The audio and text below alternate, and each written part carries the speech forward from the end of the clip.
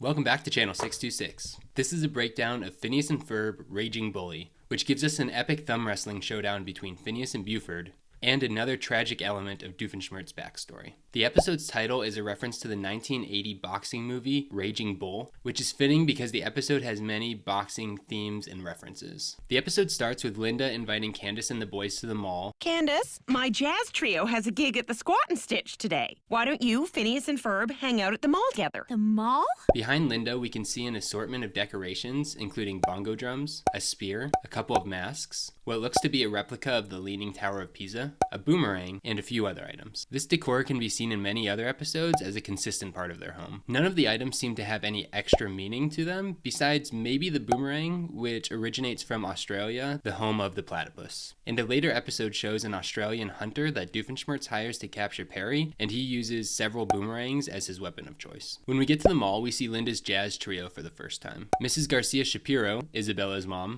and Mrs. Johnson, Jeremy's mom, are the other two members of the trio. We see this group perform again in the future, most notably during the song Evil Boys. Perry enters his lair through a vending machine at the mall and gets stuck on the slide because Our slide waxing guy has jury duty this week. We've all been on a slide like that before. And if you listen closely, you can hear him get stuck on the exit slide as well. Meanwhile, the boys get a double scoop ice cream cone and perform an interesting experiment. Well, that was an interesting experiment. Presumably timing how long it takes the top scoop to fall off the cone. We then hear Baljeet talk for the first time. Excuse me, but why are you not studying? Then Buford comes and sits on him before the second scoop of Phineas's ice cream cone falls on his pants, embarrassing him in front of the entire mall. By all accounts, this is an accident on Phineas's end, but since they were just doing an experiment timing how long it takes for a scoop of ice cream to fall off the cone, it makes me think that they should have known that this was going to happen. Either way, Buford is not thrilled about the situation. Isabella and Baljeet contest Buford's aggression, making it the first time that we see this group of 5 characters together: Phineas, Ferb, Isabella, Baljeet, and Buford. And even though Isabella is in the story, we never hear her or anyone else say, "What you doing?" Then we meet World heavyweight boxing champion Evander Holyfield? Holyfield is a famous American boxer and the only 4-time heavyweight world champion. We can see a small bite out of his ear, which is a reference to his 1997 fight with Mike Tyson, when Tyson bit Holyfield's ear and actually tore off a small part of it. What happened here? He got bit, I think. Holyfield is the first celebrity guest to voice himself in the show. He says, "If you have to fight, do it the time-honored way, out behind the mall at 3 o'clock. Which may be a reference to the movie 3 O'Clock High, which is all about a kid who's challenged to fight after school at 3 o'clock. We're gonna have a fight today, after school. You and me in the parking lot, 3 o'clock. Phineas then checks with Ferb, Ferb, how's our 3 o'clock? We'll be there. and we see a similar exchange in future episodes, Ferb, what's our schedule like? Okay, we'll be there. meaning that Ferb must be the one who keeps the calendar for both of them. Isabella briefly recounts Buford's history. He's right. Remember what happened to the last kid Buford fought?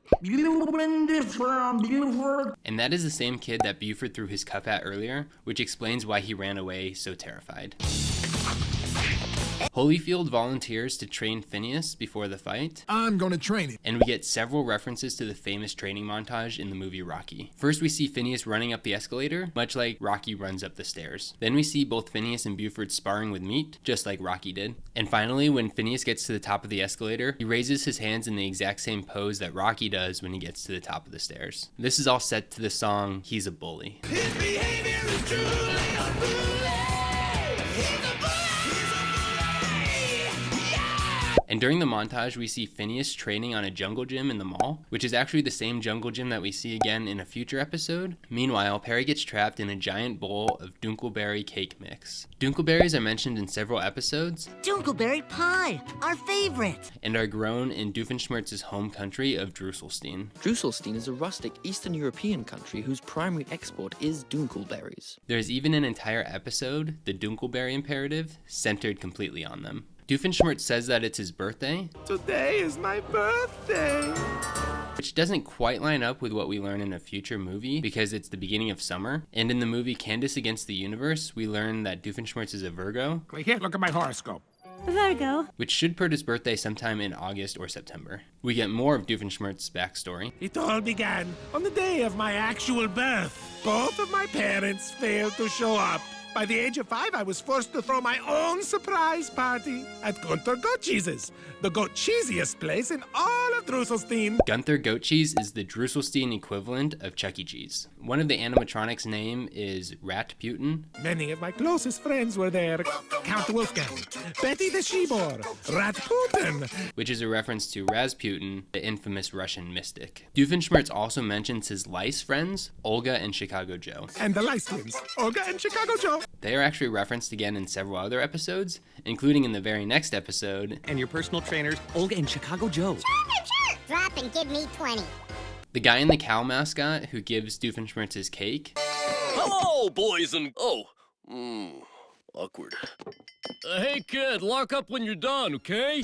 Shows up in future episodes as well, most notably the song Carpe Diem during Roller Coaster the Musical. And we also see the Gunther Goat Cheese animatronic animals in that same sequence. Doofenshmirtz shows Perry his inator, which makes people obey his commands. And we can see that he used the materials that Monogram listed earlier to Perry. Helicopter blades, balloons, and light bulbs used to illuminate the screen. Perry tries to call for bats, because we learned that bats love Dunkelberry cake. But one should never walk the paths of Drusselstein with uncovered Dunkelberry cake, lest the Dunkelberry bats swarm.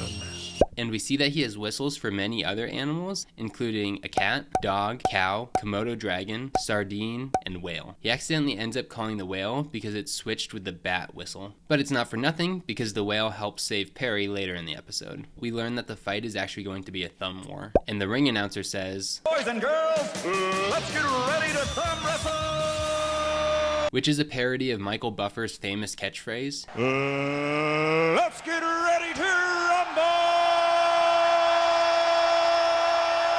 And Buffer actually voices the announcer in this episode. When Perry shows up to thwart Dr. D's plan, we can actually see the letter D on some of his furniture, which stands for Doofenshmirtz. And when Dr. D has Perry on the ropes, he hits his hands with the keyboard and says, "Doesn't it hurt your fingers?" Which is a nod to the fact that Phineas's finger is hurting down below during the thumb wrestling match. I don't think this is going so well. Buford defeats Phineas with "The dreaded Boston Belt Thunder!" a reference to the fact that Buford's voice actor, Bobby Gaylor, is from Boston. Back in the fight with Dr. D, Perry calls the whale again, who jumps over Dr. Doofenshmirtz, calling back the famous scene in Free Willy. We hear the announcer say, "Oh, the humanity!" which could be a nod to the announcers in The Fast and the Phineas. "Oh, The lyrics to the opera music we hear in the background are, "It's going so badly, our hero's on the ropes, and now it's looking like the end." It's over!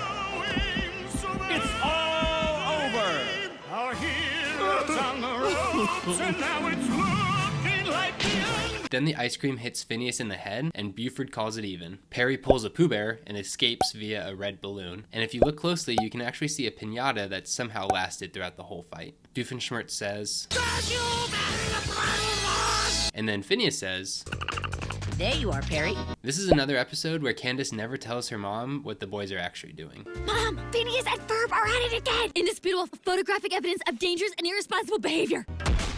See? Buford calls Phineas Dinner Bell. Hey, Dinner Bell. Which he also does in the Backyard Beach episode. Out of my way, Dinner Bell. Also in many future episodes. Yeah, Dinner Bell. It's a reference to Phineas's head being a triangle, which is also a musical instrument that could be used as a dinner bell. Phineas responds, Nah, I like to keep moving forward. Which is a reference to Walt Disney's famous quote, "Around here, however, we don't look backwards for very long. We keep moving forward, opening up new doors and doing new things." Ferb actually has two lines in this episode, the first being, "Sharks have to continue to move forward, or they'll drown." And after Buford confronts him, Ferb uses the Vulcan neck pinch, which is a move from Star Trek. Energy that comes off their fingertips, if applied to the proper pressure point on a human, it goes unconscious. And then Ferb says his second line. Well, he was all up in my face. Thanks for reliving this episode with me. Comment down below and let me know what your favorite Phineas and Ferb episode is. If you want to see my compilation of every time someone says, "Aren't you a little young?" feel free to click right here. And if you want to see my previous episode breakdown of Flop Stars, click here. And to make sure you don't miss any future videos, including the next breakdown of Lights, Candace, Action, make sure to subscribe to the channel. And until then, remember, there's no platypus controlling you. My parents are a platypus.